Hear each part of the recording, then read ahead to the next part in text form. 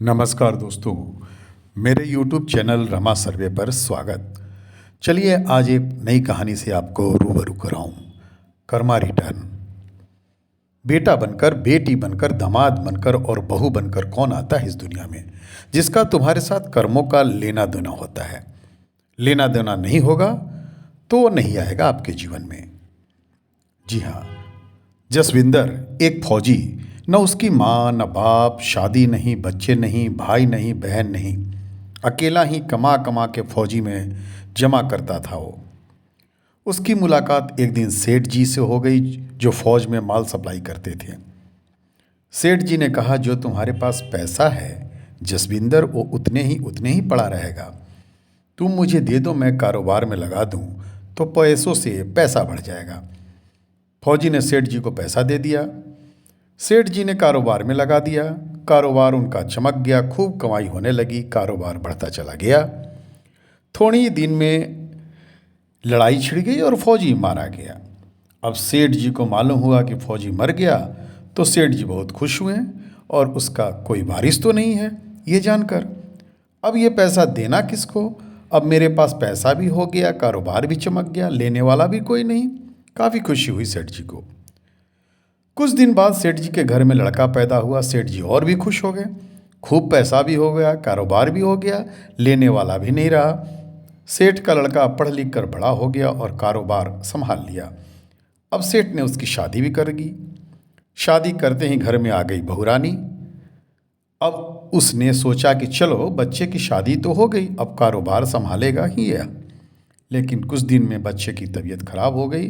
अब सेठ जी डॉक्टर के पास, हकीम के पास, वैद्य के पास दौड़ रहे हैं। बीमारी बढ़ती ही जा रही है, पैसा बर्बाद हो रहा है, रोग कट नहीं रहा है, पैसा खूब लग रहा है और अंत में बच्चे की मृत्यु हो जाती है। सेठ जी निराश होकर बच्चे को लेकर रोते हुए आ रहे थे। रास्ते में एक महात्मा मिले। कहा, अरे सेठ जी क्या हुआ, बहुत दुखी लग रहे हो? महाराज, जिसका जवान बेटा मर जाए वो रोएगा नहीं तो क्या करेगा? महात्मा बोले, तो आपको क्यों रोना? मेरा बेटा मरा तो किसको रोना? महात्मा बोले, और उस दिन तो आप बड़े खुश थे। किस दिन? फौजी ने जिस दिन पैसा दिया था। हाँ, कारोबार के लिए पैसा मिला था तो खुशी तो होगी ही। और उस दिन तो आपकी खुशी का ठिकाना ही नहीं था। किस दिन? अरे जिस दिन फौजी मरा था। हाँ, सोचा कि अब तो पैसा भी नहीं देना पड़ेगा, माल बहुत हो गया, कारोबार खूब चमक गया था, इसलिए महाराज मैं खुश था। और उस दिन तो आपकी खुशी का ठिकाना ही नहीं था, पता नहीं कितनी मिठाइयाँ बटी थी उस दिन। किस दिन? अरे जिस दिन लड़का पैदा हुआ था। महाराज, लड़का पैदा होता है तो लाजमी भी है, सब खुश होते हैं, मैं भी खुश हो गया। और उस दिन तो खुशी से आपके पैर जमीन पर पड़ भी नहीं रहे थे। किस दिन? अरे जिस दिन बेटा ब्याहने जा रहे थे। महाराज, बेटा ब्याहने जाते पर हर आदमी खुश होता, मैं भी खुश हो गया। हाँ, तो जब इतनी बार खुश हो गए तो जरा सी बात के लिए क्यों रो रहे हो? महाराज, ये जरा सी बात है, जवान बेटा मर गया, ये जरा सी बात है। अरे सेठ जी, वही फौजी पैसा लेने के लिए बेटा बनकर आया था तुम्हारे यहाँ। पढ़ने में, लिखने में, खाने में, पहनने में और शौक़ में, श्रृंगार में जितना लगाना था लगाया, शादी ब्याह में सब लग गया और ब्याज दर ब्याज लगा कर डॉक्टरों को दिलवा दिया। अब जब 2 आने पैसे बच गए वो भी वैद्य जी को दिलवा दिए और पुड़िया खाकर चल दिया। अब कर्मों का लेना देना तो तुम्हें लगेगा ही। हाँ मित्रों, सही बात है, यह संसार कर्मों का लेखा जोखा है। इसमें जो जीव चैतन्य हैं वो समझदारी से भव सागर पार हो जाएंगे। जीवन की सबसे बड़ी क्षति मृत्यु नहीं है मित्रों, सबसे बड़ी क्षति तो वह है जो हमारे अंदर ही मर जाती है। ईमानदार रहें, कभी भी कर्म के दूर ना भागें, यह अंततः आपके पास वापस आ जाएगा मित्रों।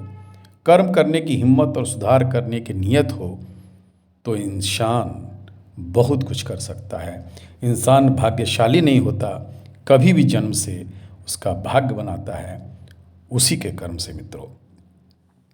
जी, जिंदगी में अनेक अवसर ऐसे आ जाते हैं जो पूरी तरह से अप्रत्याशित और प्राकृतिक नियमों के विपरीत दिखाई देते हैं। एक इंसान जो अच्छे कर्म करता है और बुराई से दूर भी रहता है, न जाने उसके ऊपर अचानक ऐसी घोर विपत्ति कैसे आ जाती है कि मानो उसे किसी बड़े भारी अपराध की सजा मिल रही हो। वहीं एक दूसरा व्यक्ति बुरे से बुरे कर्म करता रहता है, पर हर प्रकार के सुख और सौभाग्य उसे प्राप्त होते रहते हैं। एक व्यक्ति थोड़ी सी मेहनत करके ही बड़ी सफलता प्राप्त कर लेता है, वहीं दूसरा व्यक्ति कड़ी मेहनत करके और सही रास्ते पर चलने के बावजूद असफल रहता है। जीवन में ऐसे मौके के आने पर हमसे अधिकांश लोग बहुत भ्रमित हो जाते हैं और ऐसी अवधारणा पैदा बना लेते हैं जो जीवन के लिए बहुत घातक सिद्ध होती है। कुछ लोग ईश्वर पर कुपित हो जाते हैं और अपनी दुर्दशा के लिए उसे जिम्मेदार ठहराते हैं, तो कई नास्तिक भी हो जाते हैं। कुछ लोगों को लगने लगता है कि अब कर्मों को करने का कोई फायदा नहीं, जो भाग्य में लिखा है वो होगा सो होगा।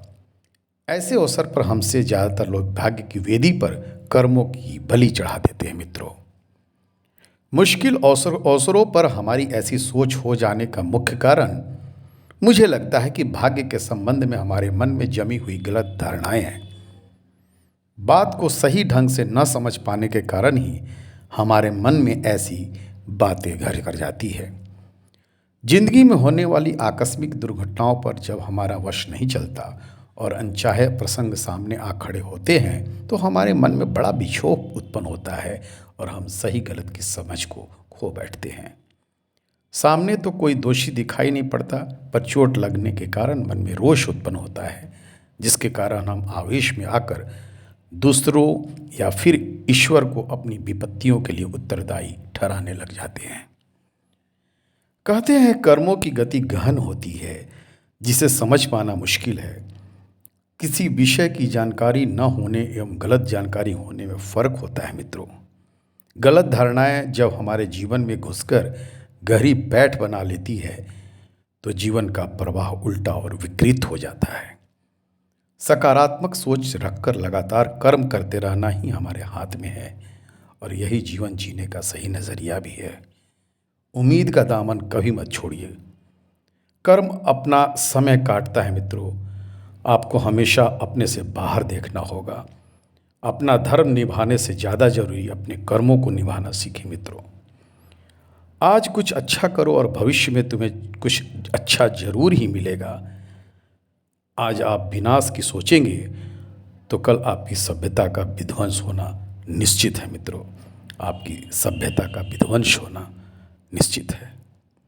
बहुत बहुत धन्यवाद।